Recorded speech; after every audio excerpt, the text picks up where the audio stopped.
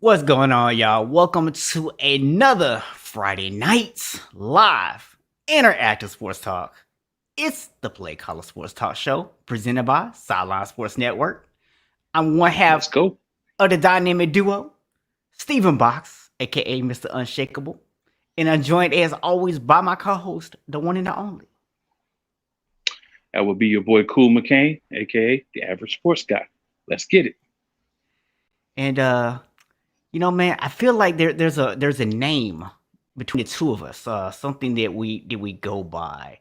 Oh yeah, that's right. We are the Play Callers.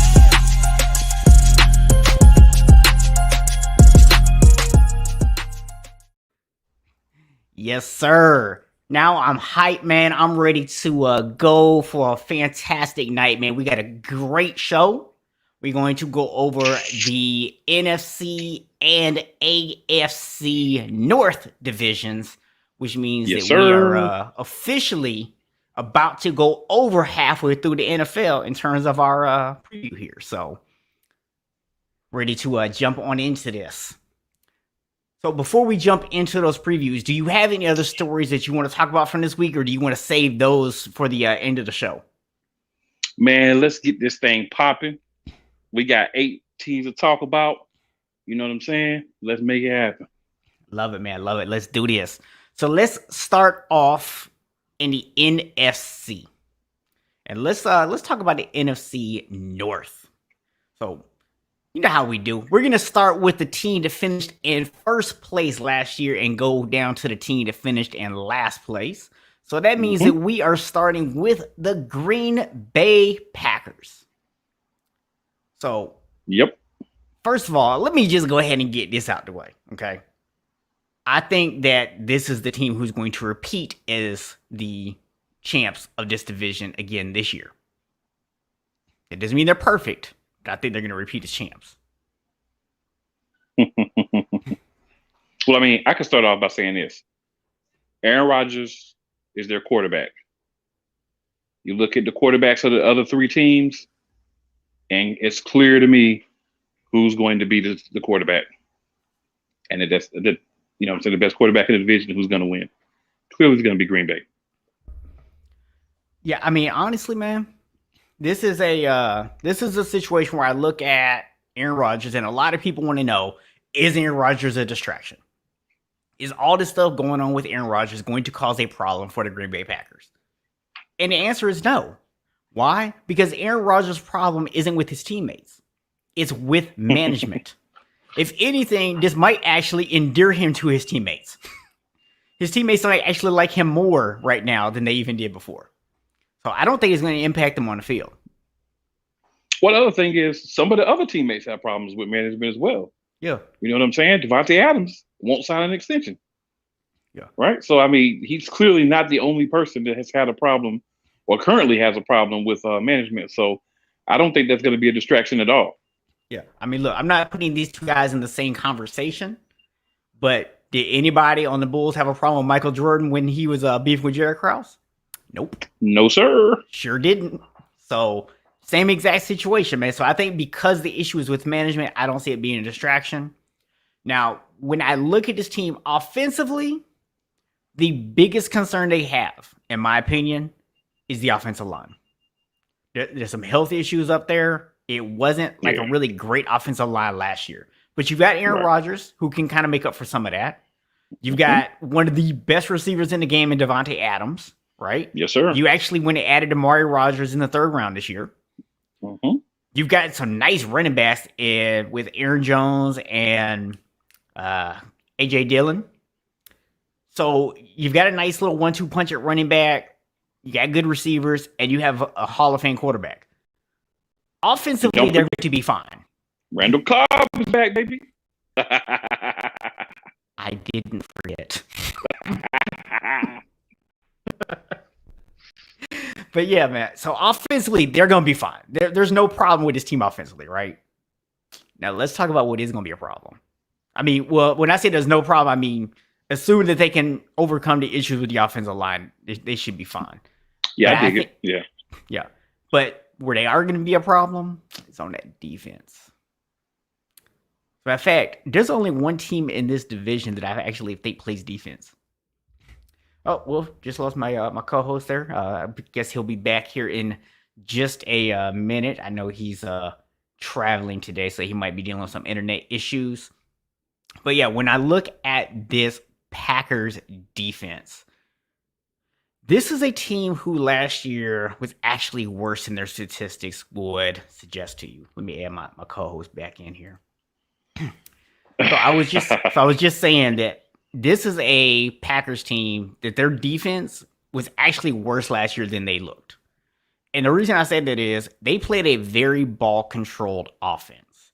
And that helped that defense a lot statistically because they weren't asked to go out there and do a lot of stuff. It's the old, sometimes your best defense is a good offense.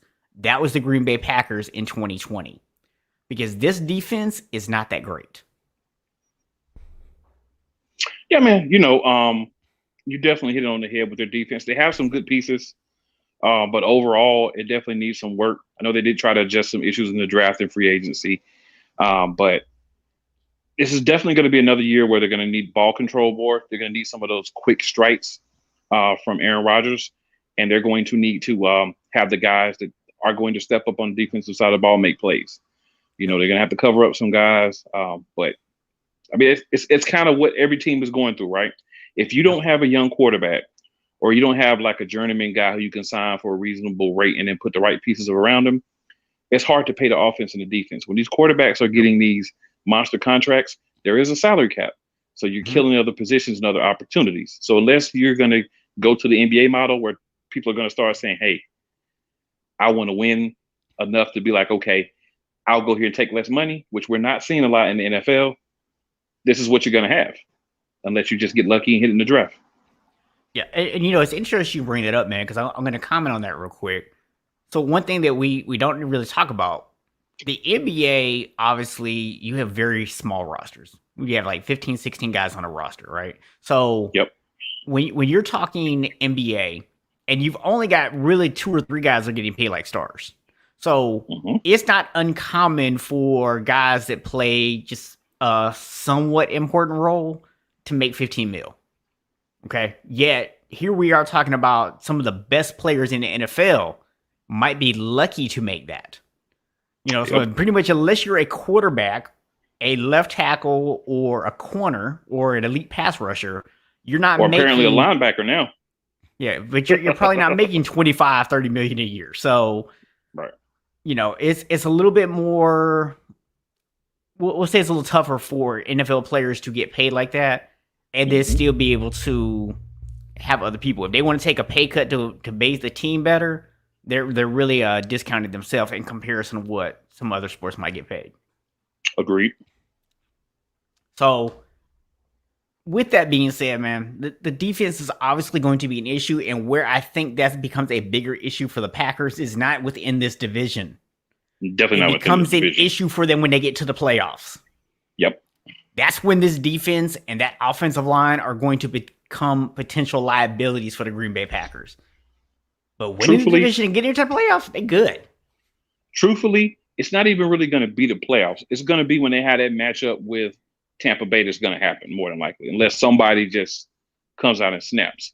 So the thing you got to look at is your defense against Tampa Bay in that offense, and then with the defense that they have. So honestly, Green Bay could have beat them and should have beat them last year, right? Mm-hmm. So it is what it is. It's not one of those things where you say, oh, blase this, blase that. What you really are thinking about is simply this. There was a couple of plays at the end, a couple of calls by the coaching staff that really kind of blew that game when they had an opportunity. It's not 100% that they would have won, but something better should have happened than what happened at the end of that game. So we take into account this defense, how poor it was, how we both feel like it's not one of the best defenses in the league. You're still that close to beating Tampa Bay. And then also look at the fact that Aaron Rodgers now has Randall Cobb back, who's a weapon that he's confident is going to make the catch. Unlike some of those guys like Valdez-Scantling and other guys that were on the team last year, they kind of had opportunities in these games that they didn't really take advantage of. So now you give him another solid weapon. Randall Cobb's not a great receiver. Never was a great receiver, but he was really solid with Aaron Rodgers. Yeah. They're back together. That's going to give him another guy that he can look to and say, I believe he can make a play for me. So I think if you can get back there in that similar situation, we might actually see a different outcome this year with just those little bit of tweaks that were made to Green Bay. Yeah, I mean, one thing to keep in mind too, man, is this division is playing against the NFC West this year. So some pretty tough matchups over there. That's going to make it very interesting to see where if that offense struggles a little bit, can the defenses step up enough to keep them in some of those games? Well, they do have a game against the Washington football team as well, I do believe, since they both finished first in the division last year. Yeah. So, that should be a bunny for them. Yeah. So they've got some opportunities there. So going down the list, the Chicago Bears. The Bears. Now, the Bears are the complete opposite, right, of the Packers. The defense is really good. I mean, you have Khalil Mack. So even if you had nothing else on that defense, you're already pretty good right there. But they do have other stuff on that defense. And so that Bears defense keeps them in a lot of football games. The offense is where the questions come for the Chicago Bears. And the first question that I want to hear what your thoughts are on Andy Dalton, Justin Fields. I know we're not going to say Andy Dalton is a long-term answer in Chicago by any means, but should he be the starter? He should be the starter. I'll tell you why he should be the starter. I'm of the belief that with a young quarterback, especially a guy like Justin Fields, who a lot of people weren't high on, I feel like was probably 1A or really the best quarterback that's going to be in this draft once the careers are over with. I feel that him watching and him having to earn that, whether that's 6 games into the season, 3 games into the season, whether he doesn't earn it this year, I think having him sit, having him work for it, having him be able to hold a clipboard, because here's the most important thing. If you're a guy like Trevor Lawrence, you're a guy in some of these other situations, right? Zach Wilson, you're going to have to play right away because there is nothing there that's better than you. There's nothing there to challenge you. So there's no reason for you to sit.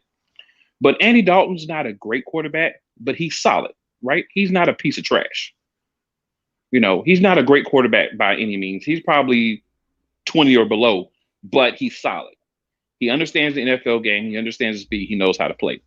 And I think he's a guy that if he plays 3, 4, 5 games, that they would be fine with saying, okay, at that point, if you're no longer the best quarterback, if Justin Fields is showing us in practice now that he's better than you, he's adapted, he understands he can make the right plays, make the move. Also think about this. They play Cincinnati, I believe, week 2. There's no way that they didn't tell Andy Dalton, look, you come here, we'll guarantee you at least be able to burn Cincinnati. I don't think there's any way he comes there if they don't give him some wink, wink reassurances. You feel me? When you're playing the team that got rid of you and basically unceremoniously dismissed you, right? And you had to end up being a backup in Dallas. You don't think that you go to the team that plays them early in the season and the wink, wink agreement is we're going to at least let you make sure you get a chance to burn them before you go. So Dalton's going to start this season as the quarterback, and that's fine because at the end of the day, they got tough games at the beginning of the season anyway. Why go out and put Fields in that situation? Let's see what Dalton brings. If Dalton can't get it done, Fields is there. What does it hurt? It doesn't hurt anything. Yeah, and I think you hit on a real key point there, which is that Andy Dalton might not be the best quarterback in the world, but he's a solid quarterback. Mm-hmm. And he's a guy who you can justifiably start the season with, which means if you put Justin Fields out there, and but coming into the draft, I personally wanted to draft Justin Fields to the Niners. I mean, I'm not unhappy with Trey Lance by any means, but Justin Fields was the guy I wanted. So I'm very high on Justin Fields. I think a lot of him. But at the same time, if you put him out there and he struggles even a little bit, and you start to think like, should we go to Andy Dalton? Does Andy Dalton give us a better chance to win? You can't make the move now. But if you put Andy Dalton out there first and you're not winning football games, you can now go to Justin Fields, and then you can let him go out there and struggle. Yeah. Versus, like, say, with the Jets, they can go to Zach Wilson week 1, and it doesn't matter if he struggles because there's nobody behind him that you're going, that person gives you a better chance to win. That's absolutely true. And then you think about this, too, as well. It's the same situation that you have in San Francisco that you're experiencing. If you put Justin Fields in game 1, that's it. You got to ride with him the whole season. If he goes out there and he's not equipped to play in the NFL, you still got to ride with him. But if you go out there, you start Dalton, you're getting beat real bad, or you actually have some games where you're kind of dominating the other team, and you want to slide the young boy out there, maybe halfway through the fourth quarter, get him a little game action, see what he's working with, that gives you that opportunity. Yeah. You cannot, though, put the young guy out and then take him back. You can't Tua him, right? You can't do that. Miami, you ought to be ashamed with what you did with Tua last year and that whole flip-flopping with Fitzpatrick in the fourth quarter and late in games. That's crap. You ride with the kid or you die with the kid. But you got to get it right this year because it's not there. But I think when you got these young guys, you don't put them in until you're ready because you can't take them out unless they're hurt. Yeah.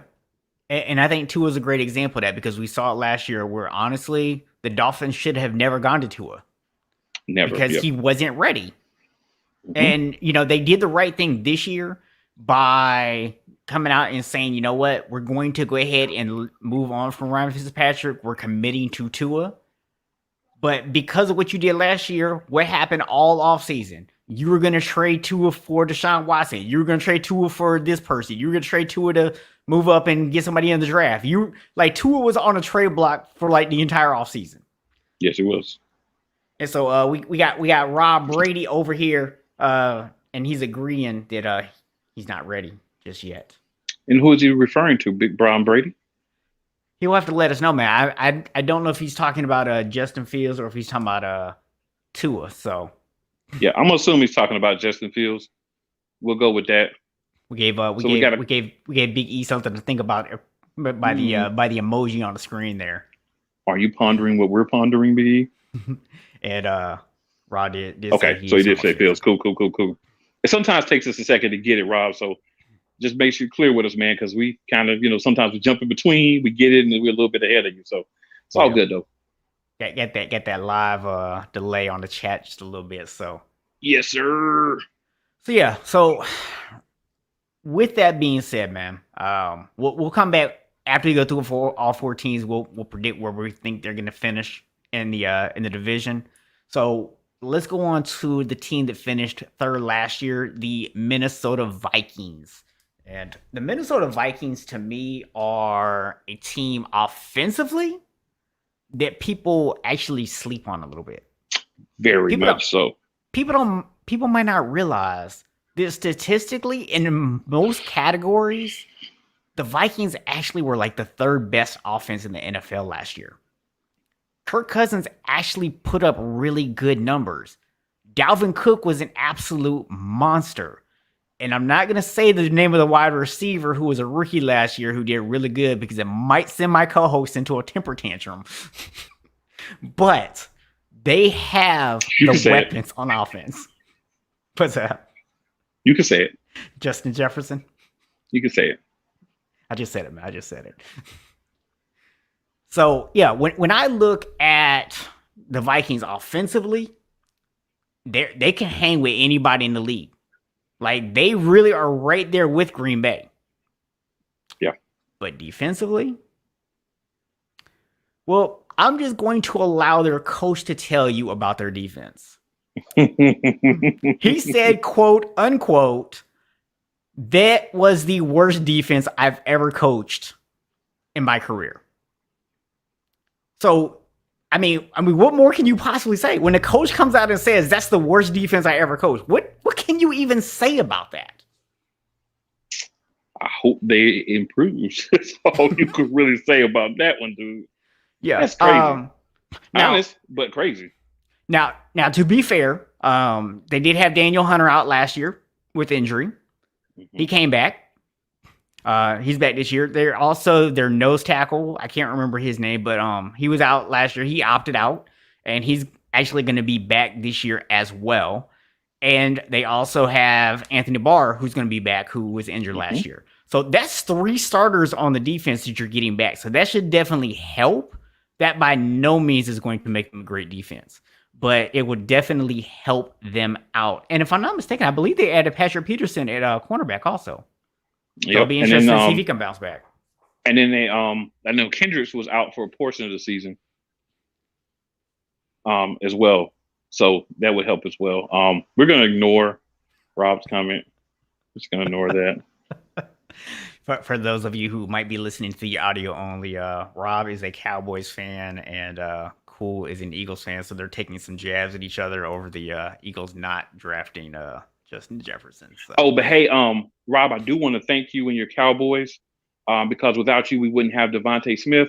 So every time he burns you, just remember you did the trade to get us above the Giants to get him. So when Smith is taking off down the field on you and abusing your subpar defense, just remember you helped it happen. Thank you, Cowboys. Way to be a team player. And if you enjoy listening to Cole and Rob go at it, make sure you go to our YouTube page, playercollegesportstalk.com, and go check out last week's episode on the AFC East preview. Because that's what a whole lot was going on. So what else do you think about the Vikings? Is there anything else that stands out to you about this team? I honestly think this is a team that's going to surprise a lot of people this year.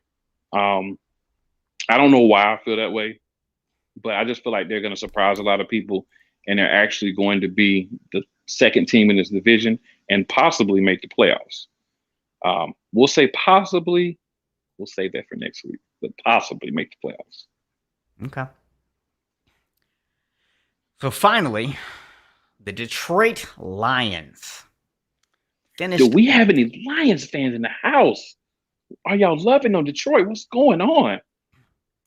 Where the Motor City people at, man? I guess not, man. I guess not. So, yeah. Detroit, man. This is a team that the only thing that might have been worse in their offense last year was their defense. And you're being kind when you say that. Yes. This is the team. Last week, and by the way, we did have a comment this week from someone who says that we were a little too hard on the Jets last week. They're not going to be as bad as we say. I will. I did invite them to come in tonight to talk to us. They're not here right now, but yeah. Oh, please. Yeah. Who was it? So here's what I'm going to tell you. Allow them to come on if they give us that, please. Yeah. So here's what I'm going to tell you. If there's a team that could take the title of second worst team away from the New York Jets, because we're all in agreement the Houston Texans will be the worst team next year. Absolutely. No question about it. If there's one team that can compete for this second worst team, it is the Detroit Lions. They might actually end up being worse than the Jets. Here's the thing. You went out, you hired Dan Campbell. None of us really know what he's going to be as a coach. He certainly has not done anything to impress me so far. As a coach, he comes across as a rah-rah guy. I don't know that that's going to translate to him being able to get guys to play any better. They traded Matthew Stafford. They got Jared Goff. I don't feel like that's an upgrade. Yeah. Definitely a downgrade. So, I mean, yeah, it's not going to be a pretty year in Detroit. This is a top 5 pick waiting to happen. Now, I will say this about Detroit. We haven't talked about the defense yet, but they have a running back coach that is a monster. Okay?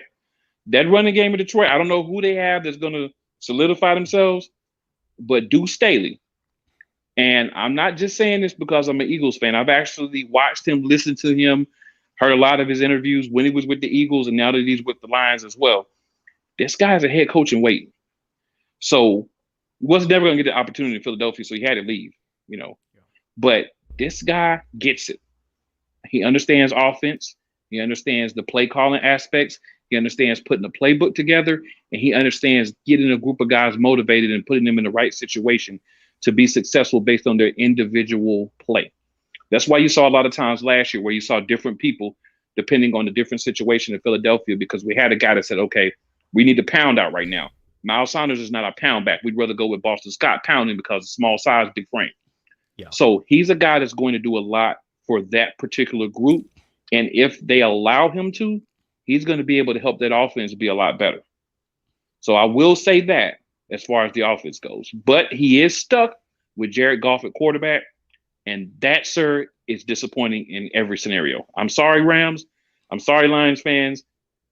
I don't know about Jared Goff. He could prove me wrong. But from what I've seen for him so far, without the plethora of talent that he had around him in L.A., and he wasn't only able to get deep in the playoffs once, this is a problem. So I definitely believe you're a top 5, top 6 pick. Now you have some candidates that want to be there with you, but I definitely believe that you're on that path.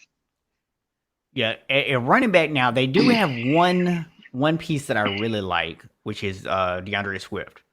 I think he's going to be a real solid bat for them. So I think he's going to be that guy who's going to step up. The problem is they just don't have anything else around him right now. and look, Lions fans, I'm sorry, but it's going to be at least another couple of years before you guys can get right. But I'm hoping for y'all. I'm pulling for y'all. That you can get right. Just not week 1 of this year when you're playing San Francisco. I don't think you have to worry about that.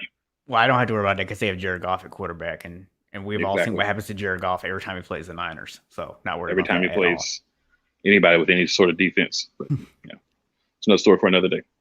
Yes, another story, another day. So so that is the NFC North.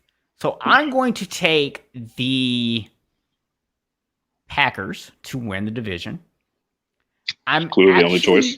I'm actually going to take the Vikings to finish second, the Bears to finish third, and the Lions fourth. That's going to be still in my picks. Still your picks. You're still in my picks. Literally in that order. So basically, you're just agreeing with me. I mean, I know it doesn't happen often, but already said, you know what I'm saying, that I thought that the Vikings were going to make the playoffs possibly and finish second in the division. So come on. So wait, you actually think I listened to you when we were going back and forth? Well, man, the crazy thing is we're like on this show, and like we're supposed to be talking together and like listening to each other's points and stuff. It's kind of like what you're supposed to do. So if you didn't do that, man, it ain't my fault. It ain't my fault. Did I do that? Ain't my fault. Yes, you did that. This guy did it. Okay, so Big Rob says the Vikings surprise first place.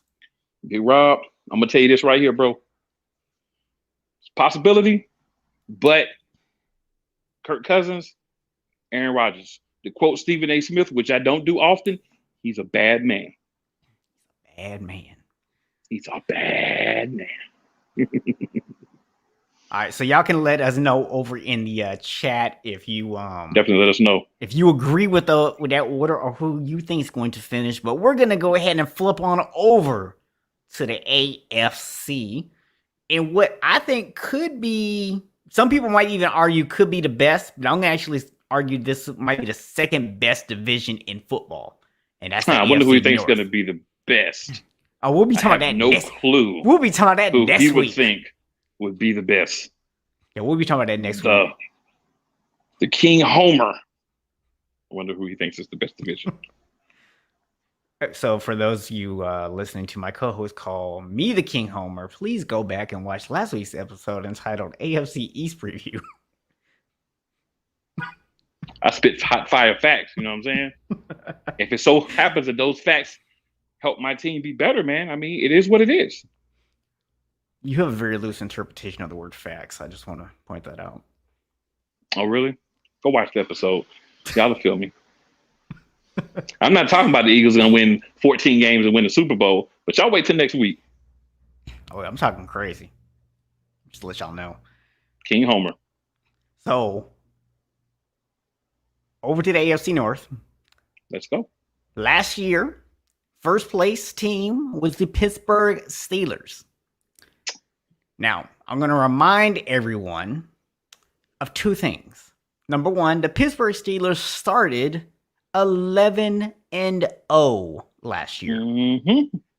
They finished. And tell them what he finished. Tell them what they finished. 12-4. So what is that? So if that's we do a 1-4 math, finish. That means, yes, sir. Now, there were two guys who had a show on the internet. You're looking at them if you're watching YouTube right now, who actually told y'all for 11 weeks that the Steelers were not real, that they were an illusion. False. Fake. And we had numerous people get up on this show in the chat and tell us we were crazy. They were haters. Numerous. All. And then y'all disappeared the last 5 weeks of the season. I don't know where y'all went, but y'all disappeared.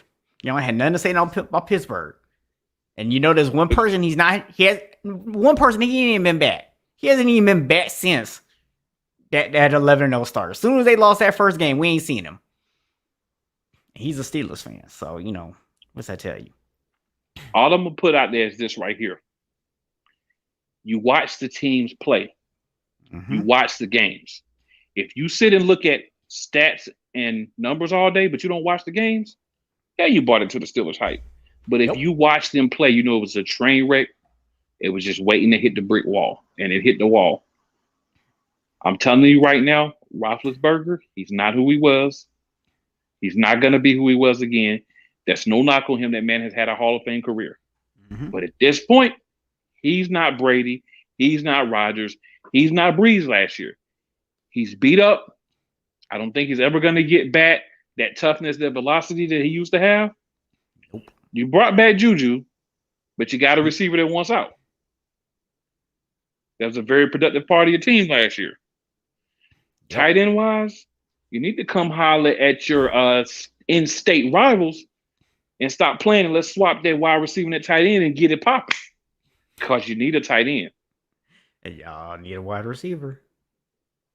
Well, we don't necessarily need one, but I won't turn down one to show they can ball. Okay.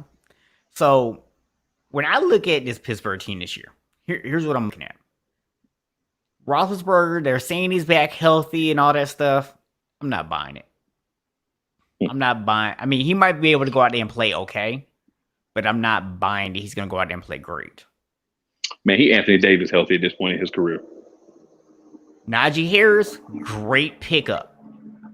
Definitely. Has the potential to be a bell cow running back, just like Pittsburgh likes to have. Yep. Love that pickup. Wide receivers, assuming that they can smooth things over, they have possibly the best trio of wide receivers in the league. They have really great receivers. So the thing is, the good news for Pittsburgh is they don't need Roethlisberger to go out there and be great. They just need him to go out there and be above average. But there's a problem for both Roethlisberger and Najee Harris and those receivers who are counting on Big Ben to get them the ball.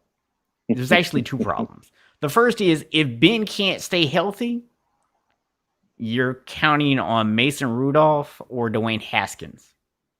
That's not a good look. The second problem is, I don't know if y'all noticed or not, but the Steelers lost 3/5 of their starting lineup. That means they only have two guys who started last year on the offensive line who actually are back this year. Yep. And the guys that they replaced them with are not the same. They're not the same caliber as those three guys who left. So this offensive line is going to be a problem. Not for defenses, but for this offense. Yeah, it's going to be very fun for defenses. Yeah. And listen, I'm a Florida State fan. Go watch some Florida State games for the last couple of years, and you will see how important it is to have a good offensive line. It's not been pretty, y'all. It's not been pretty. Now, while we're on the subject of Mason Rudolph and Dwayne Haskins, there's a comment that Dwayne Haskins made that you may or may not have seen this week. So Dwayne Haskins says that he loves playing with the Steelers. He loves how he has a coach that puts in a game plan that's specific to the defense that they're playing and tailored to their weaknesses. So when I read that, you know what that tells me? This dude has had some trash coaches for a long time. And that is a serious detriment to some guys who run around and people run around and claim that they're the greatest ever and all-time greats and the most wonderful coaches. And I'm being a little ridiculous here when I say that, but a lot of times it's been put on Dwayne Haskins. But if he's not getting this, which is something everybody should get, right, every week, every quarterback gets that. If he's not getting that, that's a bigger problem. That's a huger problem for him. That's a huger problem for whoever is the quarterback in those rooms. And that's a huge, and I mean major detriment to that football team that I told y'all is not going to be good this year. So I'm just going to put it like this, though. So the actual report was that he's getting the scouting report. So not really just the game plan, but just saying that he's getting scouting reports. I buy that Jay Gruden maybe didn't give you a scouting report. I could even buy that maybe at Ohio State you weren't getting any scouting reports. I have a hard time believing that a guy like Ron Rivera didn't give you a scouting report. Now, maybe the reports that Tomlin gives are better. Maybe he like draws them in crayon so they're easier to understand. I don't know what prompted the comment. I just have a hard time believing that Rivera doesn't do any kind of scouting reports at all. Well, I'm gonna be 100% honest with you. I said this a few years ago about Ron Rivera. He's a defensive-minded coach. He doesn't too much touch the offensive side of the field. So if he doesn't too much touch the offensive side of the field, if his coordinator's not providing that information, maybe Haskins is not getting it. And here's the other thing. So it was the scouting reports, but it was also the game plans. He touched on that as well. So here's the thing. The game plan comment. I just saw that scouting report. Touched on that. He said the scouting reports and then the plan put in for how to attack different offenses and defenses. I actually posted it on Facebook. But what's really funny about it, though, is I can believe that because I can believe that a coach like Ron Rivera, he's a good coach. Don't get me wrong, a really good coach. But he's a defensive-minded coach, and he's one of those coaches that throughout his time here in Charlotte, you know, he was more focused on the defense, overseeing the offense, but not really the day-to-day pieces. Right? Mm-hmm. So it's very interesting to me that that's what happened. Now, I also saw another clip of Haskins' comments as well, but just to make it pretty simple, we could say even for the sake of argument, it was just that he didn't get the scouting reports. Even that is that. Even that. You have to give your quarterbacks, every quarterback in your quarterback room should have detailed scouting reports and game plans on how to attack those players based on those scouting reports. So if you're not doing that, or your offensive coordinator is not doing that, and you're not aware that that's not happening, I'm still calling shenanigans on this one. I find it too hard. I'm not calling shenanigans. I'm not calling shenanigans. I'm not. I find it too hard to believe. I think he just maybe didn't communicate it clearly. Something. I have too hard of a time believing it, man. I believe. I could be wrong, but hey, I'm just throwing it out there. I believe it. I believe he didn't get it. Now, if you said you work for a coach that was very offensively focused, and they didn't give it to you, then I'm like, I don't know, Dwayne. But you think about where he's been. I can honestly believe he didn't get that. I can truly believe he didn't get that. I'm glad he's getting it now. I honestly think, and this is a take that a lot of people are probably going to laugh at me for now, but you laughed at me about Pittsburgh last year, so remember that. I think that he's going to be their guy in the future because I think they're going to bring him in the fold this year. They're going to teach him the way that they want him to play quarterback. He's going to come at a low cost because of his history. They're going to sign him for a multiple-year deal, and that's who's going to be their quarterback of the future. I'm calling it now. It's certainly possible, man. I mean, at least Mike Tomlin rehab project. Yeah, I would at least say that I would at least agree that that's probably their plan. Now, whether it works out, that's a different story. But that's probably at least their plan. You can book it. Now, for Cool McCain. Let's move on to the Baltimore Ravens. Now, this is an interesting team. Good defense. Great rushing attack. Right? Led the league in rushing. But you're like at the bottom of the league in passing. So you didn't really have a lot of receiver. You went out and you added a receiver in the draft, but you really still didn't put a lot at the position. Your best receivers are still, you got basically one receiver and some tight ends.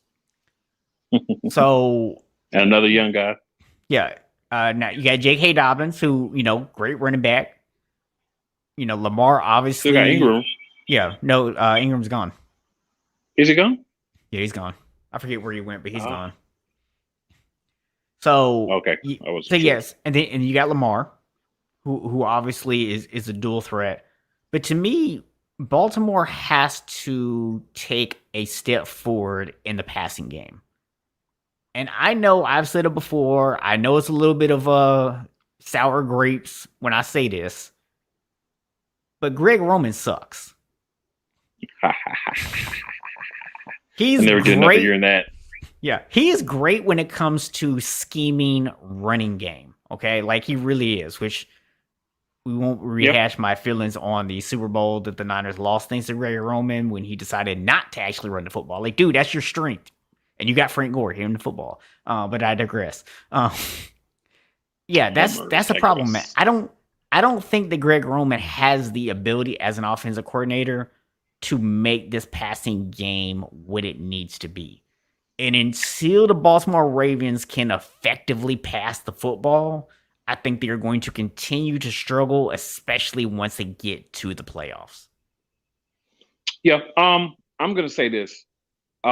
They're one nice pickup on the open market once cuts happen, getting a guy who's just solid, not great, but just solid that they can slide in the slot and a flanker that's pretty good to go with Hollywood Brown away from being a team that's going to be dangerous. Because the fact of the matter is this. I would have to agree. Greg Roman's passing game acumen is definitely no better than mine. But I think that because Lamar Jackson has that extra dynamic with his legs, that he's going to be able to kind of do what Russell Wilson does if he can get guys in there that can make plays. Right? You call a play, it's not what happens in Seattle. You call a play, he looks over there, the guy, he winks his eye to the left, dude takes off to the open spot. That's how they make a lot of yards. That's how they have their big plays. So that's what Lamar Jackson's going to have to do. He's going to have to develop that skill of I got to move around, I got to make something happen, let a guy get open and make that play. Homer alert, Jalen Hurts is going to have to do the same thing. And it doesn't matter how good or bad your line is, all jokes aside. If you're one of those mobile quarterbacks that can throw the ball, but also has that ability to move, you need to use what works in particular situations. So you go out 1 week, you've got a favorable situation where you can run the ball. Man, you get that ball and you run it, you run option plays and you do it. The next week you're playing a team that's going to hold you in the pocket and make you beat them from the pocket, burn them. That's what he's got to do. That's what a lot of these second, third year quarterbacks need to jump into this year. Use your strengths and develop your weaknesses so that you can be a multifaceted quarterback. So that you can be a guy that people say we can't take away the pass and ask him to run. He'll kill us. We can't take away the run and tell him he's going to beat us with his arm because he'll do that too. When those guys start getting to that level, all of them, and I'm not going to go through and name all of them, but Josh Allen's one of them as well. When they can do both of those things really well, they're going to be dangerous. So I'm just going to say this. I think part of the issue with Lamar Jackson is obviously he has to get to the point where he can read NFL defense and be able to sit back in the pocket and dissect the defense, right? And I don't blame necessarily him for that because they haven't asked him to do it. Where would he even have got the experience at, right? So I mentioned I'm a Florida State fan. We played Louisville every single year, which means I actually saw Lamar Jackson in college all 3 years that he was there. And let me assure you that Lamar Jackson can, in fact, throw the football. Regardless of what Greg Roman believes. As a matter of fact. Yeah, regardless of what Greg Roman believes otherwise, I assure you that Lamar Jackson actually has a freaking rocket arm, okay? Yes. The dude can hit downfield bombs accurately. I do not understand why they do not better utilize his talents. Like I said, the only thing I can assume is it has to be an issue with him reading the defense.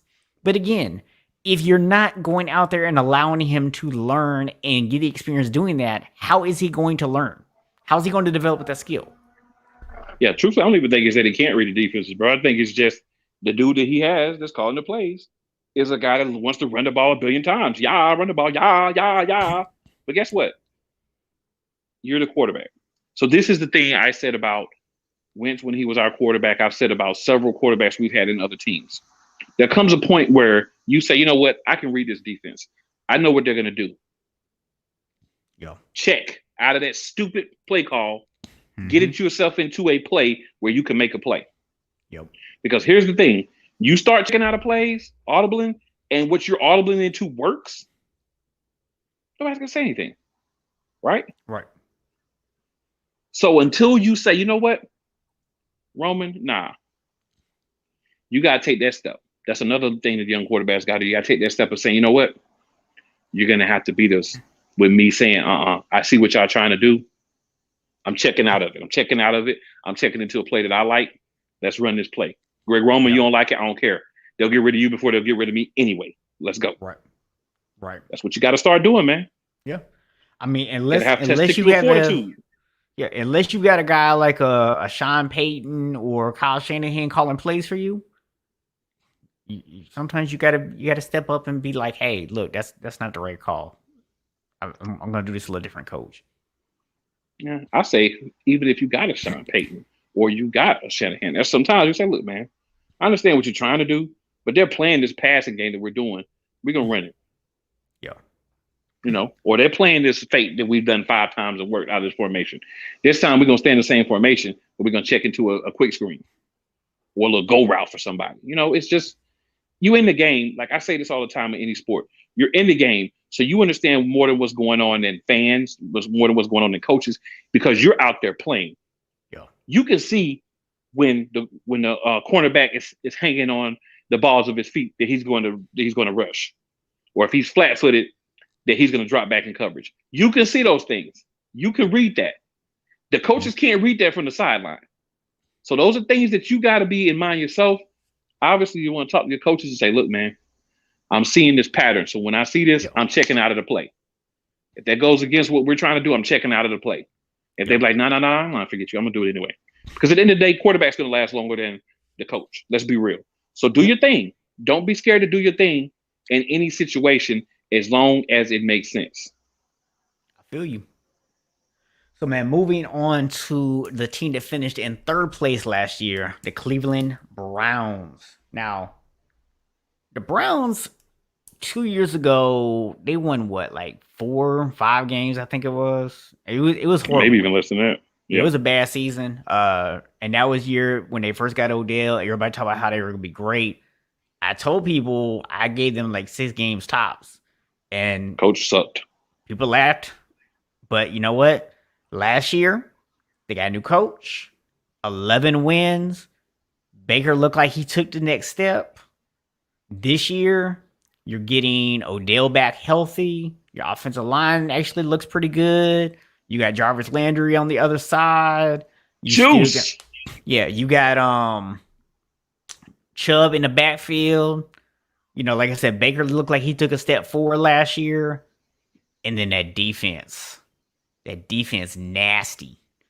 Myles Garrett, you just added Clowney to the other side. And I know people going to look at Clowney and be like, oh, you know, Clowney's not the big impact player. But you know what, man?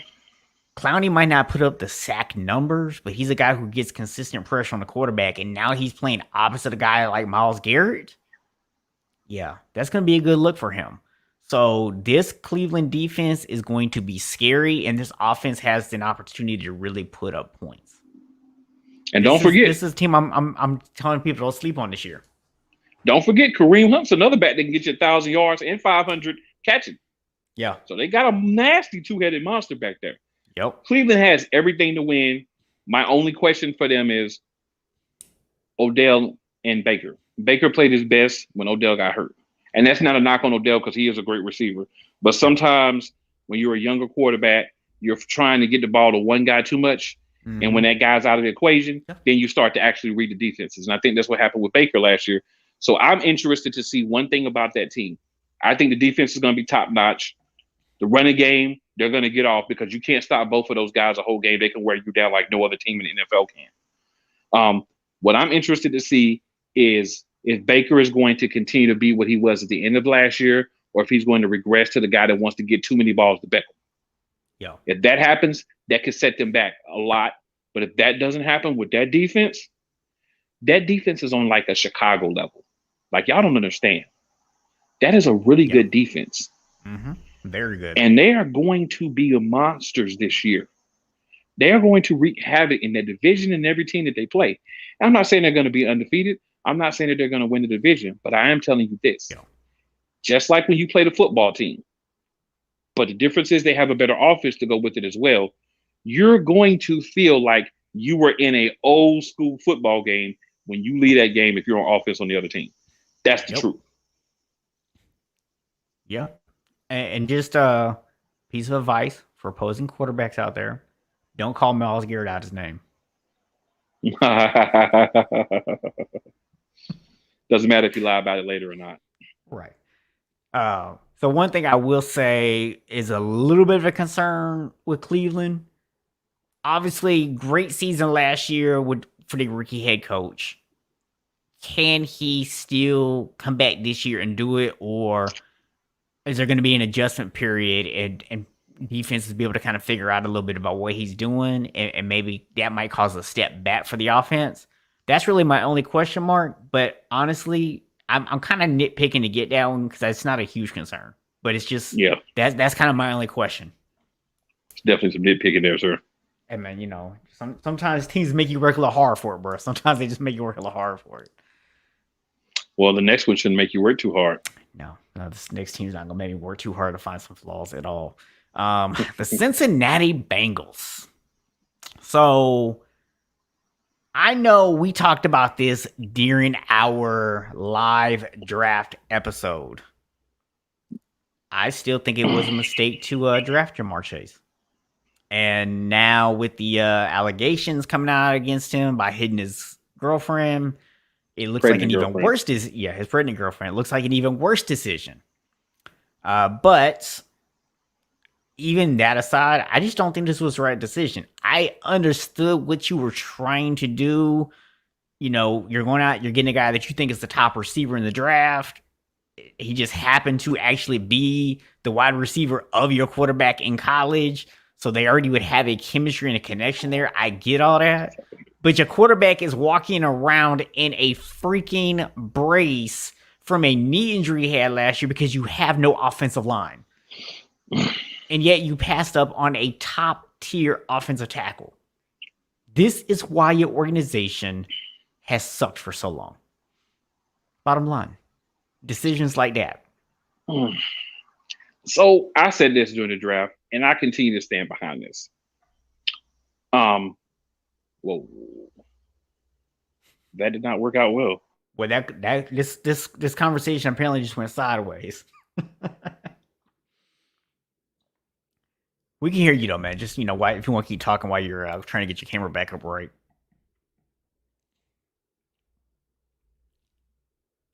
All right, I don't know what's going on with Cool over there. His camera obviously messed up. I don't know if he can hear me or not right now. So when I look at Cincinnati, obviously the issues abound all over the place. They really need help at the offensive line. You have a great quarterback, I feel. Like you have a really good young quarterback. Joe Mixon is a guy who was injured last year that he's been a little injury prone. So what do you have at running back? Do you have somebody that can consistently step up and give you what you need there? I'm a little bit doubtful that they do. Then wide receiver, you actually have some good receivers, which is another reason why I wasn't crazy about the Jamar Chase pickup. But this defense, that defense really isn't going to keep them in very many games. I mean, we'll do our picks for the division here in just a minute. But yeah, there's no way that the Cincinnati Bengals do not finish dead last in this division again. So that's just my thoughts on it. Let me know if you are in the chat right now what your thoughts are on this division. How do you see it going? Who are you picking to finish first, second, third, fourth? And once my co-host comes back on, we'll get those thoughts from him. But I will go ahead and give you my thoughts.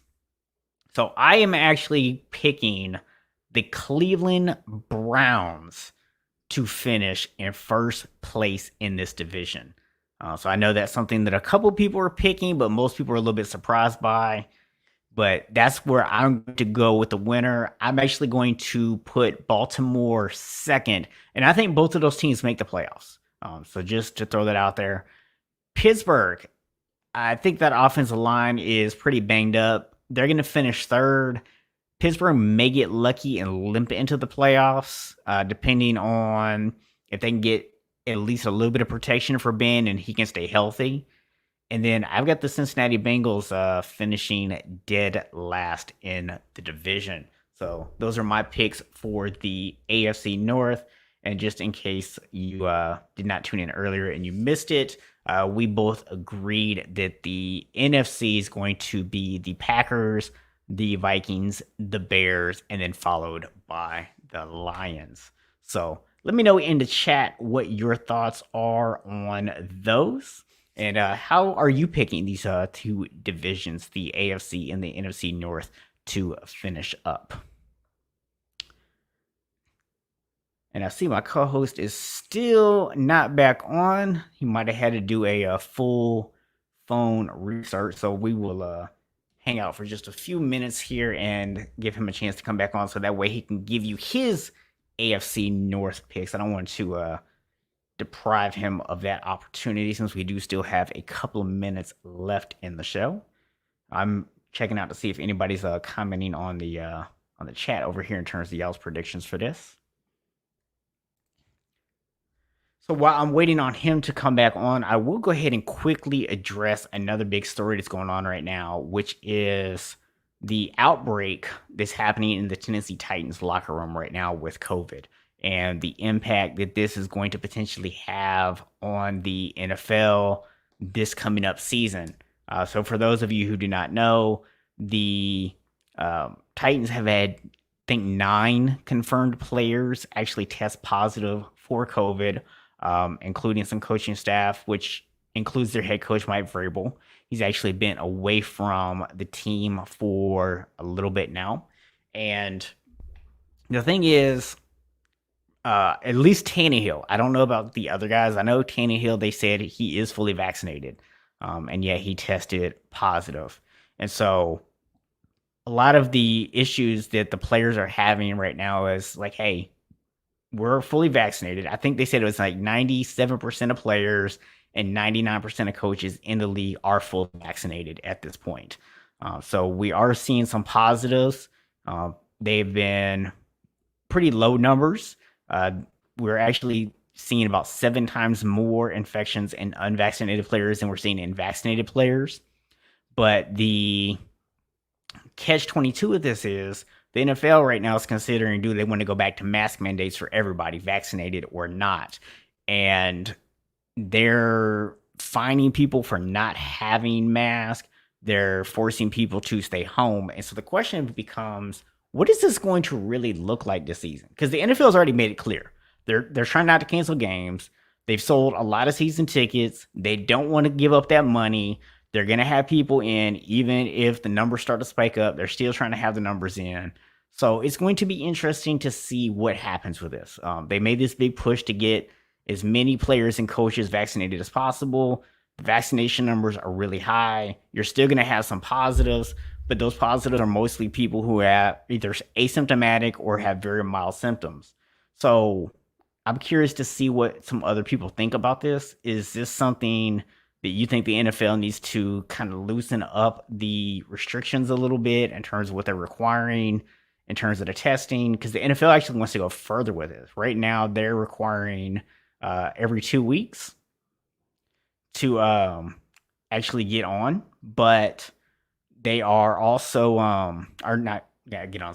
every 2 weeks they're requiring people to do COVID testing, and they actually want to push it up to 1 week. So Brianna Thompson says, my co-host's phone died, but the Ravens, Browns, Steelers, and Bengals. So I don't know if that is Brianna's picks or if she is getting this information from Cool that is actually his picks for the division. But if that is his picks, then we are only disagreeing on the Ravens and the Browns. So, but yeah, let me know in the comments if y'all want to just chat throughout the weekend. Let me know in terms of the COVID stuff. I'm just curious to see, do you think the NFL needs to loosen up their restrictions a little bit? Do you think they need to tighten it up a little bit more? Where do you stand on that conversation? So, since apparently Cool's phone died, I will go ahead and just remind y'all that next week we are going to be doing the NFC and AFC West division previews. So I know a couple of y'all have been asking me what my thoughts are on my Niners, and you will finally get to hear the answer to that next week, including the question of who do I want to start, Trey Lance or Jimmy Garoppolo? So y'all will find that out next week. So as always, appreciate everyone who tuned in live tonight. Appreciate everyone who joined us in the chat. And Brianna, I did see you said that was cool pick, so I appreciate you letting me know that. Y'all come back next Friday night, 7 p.m. for another episode of the Play Call.